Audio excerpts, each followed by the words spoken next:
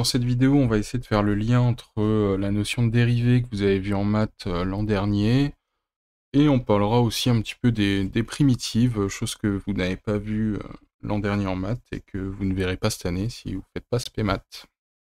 Alors déjà pour voilà, faire quelques petits rappels mathématiques, on va reparler rapidement du taux d'accroissement d'une fonction. Donc si j'ai une fonction qui est ici représentée en rouge, hein, j'ai y en ordonnée, x en abscisse, le taux d'accroissement entre le point A et le point M, et ben, je vais tracer une droite entre ces deux points, et ça va être l'évolution en ordonnée par rapport à l'avancement en abscisse, entre guillemets. Donc le taux d'accroissement d'une fonction, c'est le coefficient directeur de la droite qui relie les deux points successifs A et M, et donc si je calcule ce coefficient directeur, vous savez faire, hein, au point A et au point A plus H, donc j'ai ma formule qui est là, f de A plus H moins f de A divisé par A plus H moins A. Donc ça se réduit directement, on voit que les A se simplifient en bas au dénominateur, et donc il me reste uniquement divisé par H. Donc en fait, si on regarde un petit peu cette variation en ordonnée, f de A plus H moins f de A, on peut l'appeler delta Y, et ce H, on peut l'appeler delta X. Donc c'est bien la variation de la grandeur qu'on a en ordonnée par la variation de ce qu'on a en abscisse. Alors ça, pas de problème. Maintenant, on peut essayer de voir ce qui se passe si la valeur de delta x tend vers 0. Alors pour ça, on va regarder une petite animation qui vous est fournie ici, donc sur GeoGebra. On a essayé de recréer la fonction qui est représentée en noir ici, et j'ai ma droite entre le point A et le point M qui est représenté en rouge. Et donc la valeur de h est donnée ici, donc là j'ai h qui vaut, donc mon delta x, hein, il vaut 2,5. On va essayer de le faire diminuer petit à petit, on va voir ce qu'on observe. Donc je le passe à 2, donc forcément le point M se rapproche petit à petit du point A, donc le point A il est sur 1, le point M il est sur 3, donc j'ai bien un delta x de 2. Je vais mettre 1,5, continue à descendre, je vais passer à 1, on voit que le point M se rapproche petit à petit. Si je passe à 0,5, 0,1, et là on le fait tendre vers 0, alors c'est pas vraiment possible, hein, mais je vais prendre une valeur qui est très petite pour H, et on a ça. Et on observe ici que ma droite en rouge, en fait, est la tangente à la courbe noire au point A. Et donc si je bouge mon point A ici, on voit qu'en tout point, si j'ai un H qui tend vers 0, donc la droite en rouge correspond à la tangente à la courbe noire au point A. Et donc le rapport qu'on avait tout à l'heure, ce delta y divisé par delta x, en fait va correspondre donc au coefficient directeur de cette droite en rouge, et plus précisément, donc on va pouvoir dire que c'est le coefficient directeur de la tangente à la courbe en un point. Alors on va résumer tout ça directement sur une petite diapo. Donc voilà, je fais diminuer la valeur de x petit à petit, et on voit que pour un x qui est très très petit, un delta x qui est très très petit, on a donc la droite rouge qui forme la tangente au point A. Et donc le coefficient directeur de cette tangente, c'est ce qu'on appelle le nombre dérivé, que en maths vous notiez f de f' de A ou alors y' de A. Nous on va plus utiliser la deuxième notation. En fait on va même en utiliser aucune des deux, à vrai dire. On va voir une notation spécifique. On va voir une notation qu'on utilise beaucoup en physique. Bon, donc si l'on fait tendre l'intervalle delta x vers 0, qu'est-ce qu'on peut écrire? On peut écrire que y' c'est égal à la limite de delta y divisé par delta x quand delta x tend vers 0. Et donc ça, c'est la définition du nombre dérivé. Et nous, en physique, on va le noter dy sur dx. Donc ça se lit dérivée de y par rapport à x. Ce dy sur dx, c'est exactement la même chose que y'. C'est la notation qu'on utilise en physique parce que en fait, on n'a pas qu'une seule variable et il faut qu'on précise par rapport à quoi on dérive. Là, quand il y a le dx en bas, ça veut dire que j'ai dérivé par rapport à x. On verra, nous, au cours de l'année, vous allez voir qu'on va beaucoup dériver par rapport au temps, donc on aura souvent dt ici en bas et non pas dx. Alors ce dy sur dx, on peut l'écrire de cette manière, ou sinon on peut l'écrire aussi d sur dx de y entre parenthèses. C'est vraiment deux notations qui sont complètement identiques. En fait, ce qu'il faut comprendre, c'est que le d sur dx, c'est ce qu'on appelle l'opérateur dérivé, et c'est une seule entité. J'ai pas le droit de séparer le d qui est au-dessus et le dx qui est en bas. J'ai pas le droit d'isoler le dx qui est en dessous, par exemple. Vous avez vous ne devez jamais séparer ce d sur dx, c'est vraiment l'opérateur dérivé. Et en petite remarque, je vous ai mis que la notation pour la dérivée seconde, vous savez qu'en maths, vous le notez f'' ou f tréma, et bon bah nous on va l'écrire d2 sur dx2. On l'utilisera très très peu cette année, ça. Alors, une petite application à un pointage. Donc ici, j'ai un pointage, hein, vous avez l'habitude de voir ça. Donc j'ai une coordonnée x où j'ai repéré la position d'un point au cours du temps, à intervalle de temps constant. Vous savez, normalement, si je vous demande de calculer la vitesse au point 4, vous savez le faire. Vous avez vu une relation approchée en seconde et en première qui vous permet de faire ce calcul. Alors, on va déjà repérer les différents points. Donc au point M4, on a une abscisse qui est x à la date numéro 4, donc x de t4. Et pour le 5, c'est la même chose. J'ai x à la date numéro 5, donc x de t5. Et en fait, c'est égal à quoi? Bah, c'est égal à x de t4 plus une certaine valeur, plus la distance entre les deux, qu'on peut noter delta x. Pareil pour les dates. J'ai t4, ici au point 4, et j'ai t5, qui est égal à t4 plus l'intervalle de temps entre mes deux points, donc delta t. L'an dernier, ou en seconde, vous avez vu que si je voulais calculer ma vitesse au point 4, j'avais une relation approchée qui me permettait de dire que la vitesse au point 4 était à peu près la vitesse entre le point 4 et le point 5. Et donc, si je fais mon calcul, bah, ça me donne x de t5 moins x de t4 divisé par t5 moins t4. Donc voilà, intervalle de distance divisé par intervalle de temps, c'est-à-dire une durée. Si je remplace mon x de t5 et mon t5 par les relations qui vous sont données ici, je vais obtenir delta x divisé par delta t.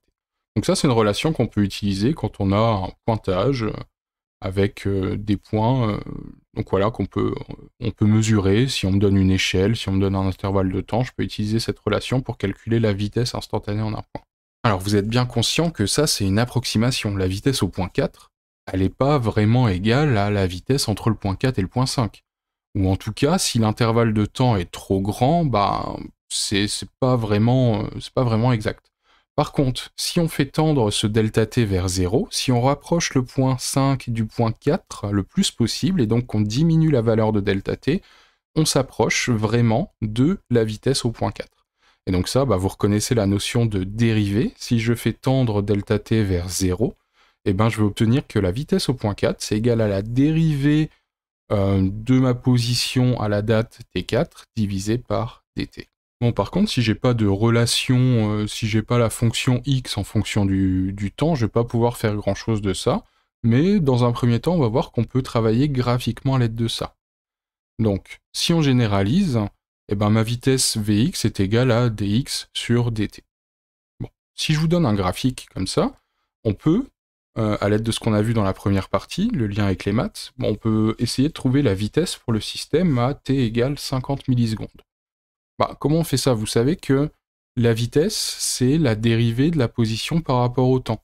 Ici, j'ai x en ordonnée, j'ai t en abscisse, et ben en fait, on a vu que la vitesse, donc, le nombre dérivé allait correspondre au coefficient directeur de la tangente en un point. Et ben je vais tracer la tangente à t égale 50 millisecondes, et je vais calculer son coefficient directeur.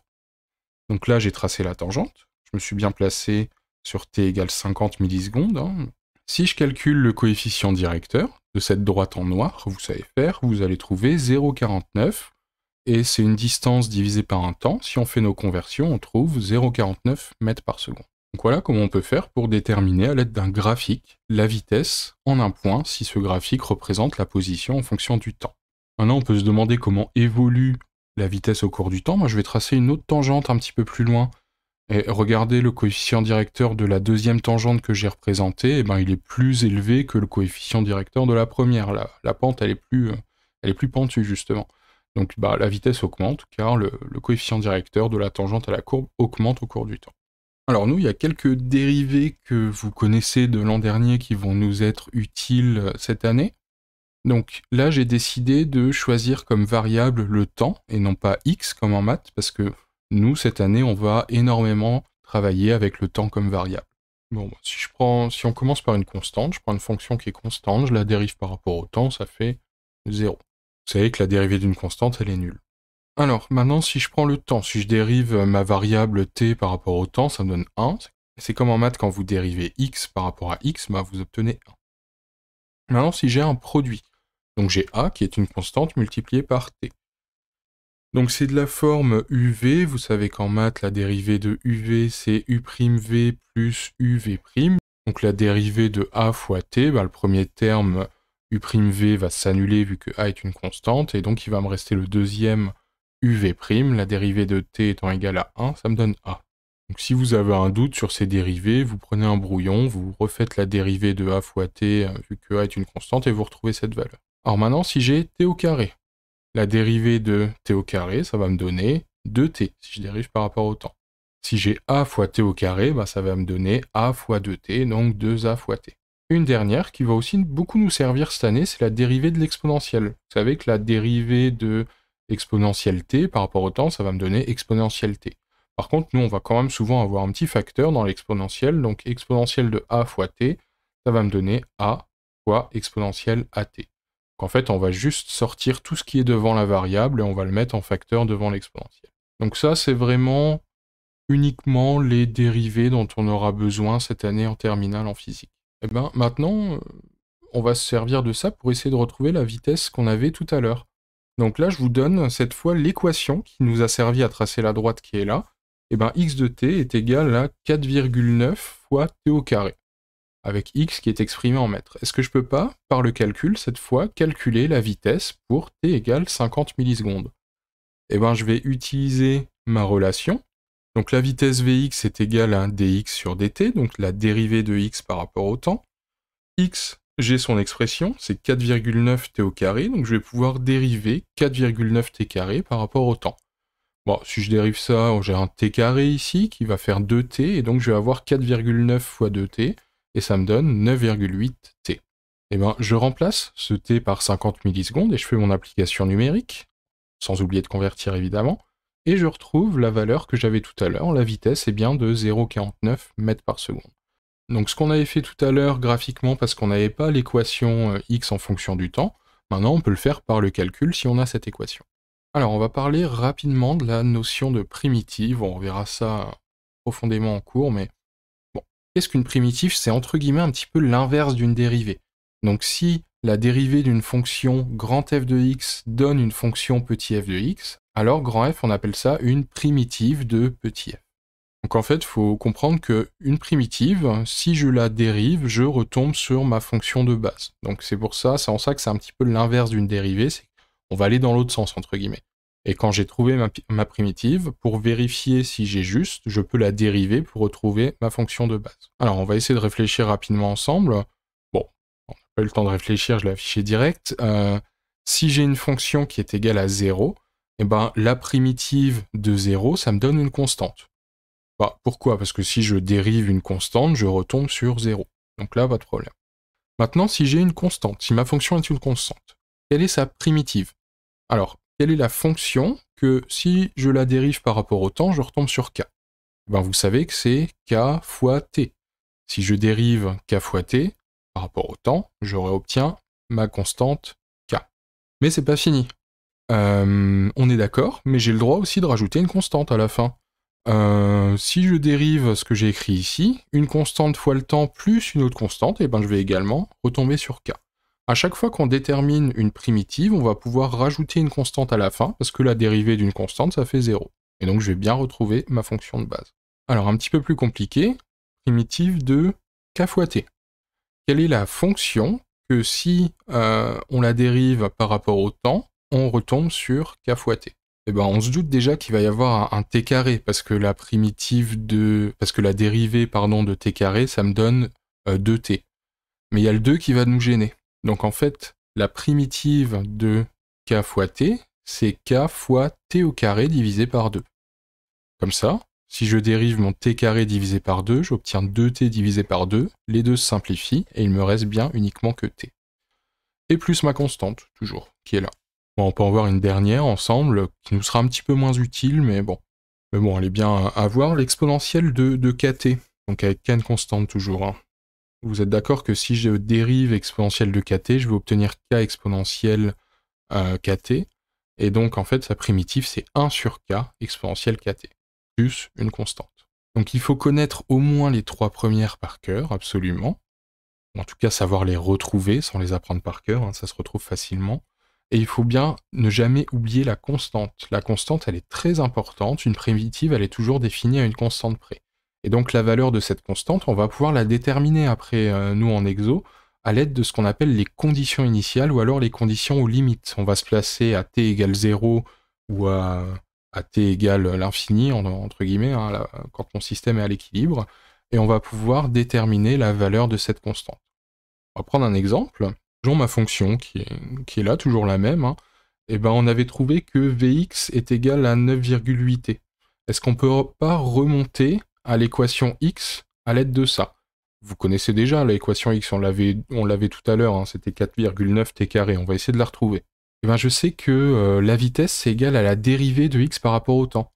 Donc en fait, x, c'est la primitive de Vx par rapport au temps. C'est l'inverse.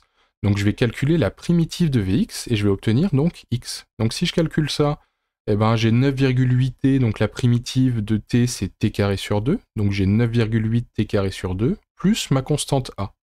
Donc j'ai 4,9t carré plus a. Alors comment je peux faire pour déterminer cette valeur de a? Eh ben, je vais utiliser les conditions initiales. D'après le graphique, on voit que à t égale 0, quand je suis au début du mouvement, x il vaut combien? Bah, il vaut 0. On est à l'origine de notre paire. Donc pour t égale 0, x égale 0. Alors, la condition initiale, soit vous la trouvez graphiquement, comme on vient de faire, soit il y aura toujours une indication dans votre énoncé qui va vous dire initialement le système est à l'origine du repère, ou initialement la vitesse est nulle. Enfin, il y aura toujours une indication pour vous aider à trouver, à déterminer les constantes. Alors bah, je vais remplacer du coup dans mon équation le t par 0. Qu'est-ce que j'obtiens? X de 0 est égal à 4,9 fois 0 au carré plus a, donc c'est égal à a, vous êtes d'accord? Mais je sais aussi que x de 0, il vaut 0. C'est ce qu'on a dit tout à l'heure, on l'a vu graphiquement. Donc au final, on peut voir assez facilement que a est égal à 0. Et on retrouve notre équation x de t égale 4,9 t carré. Allez, à bientôt.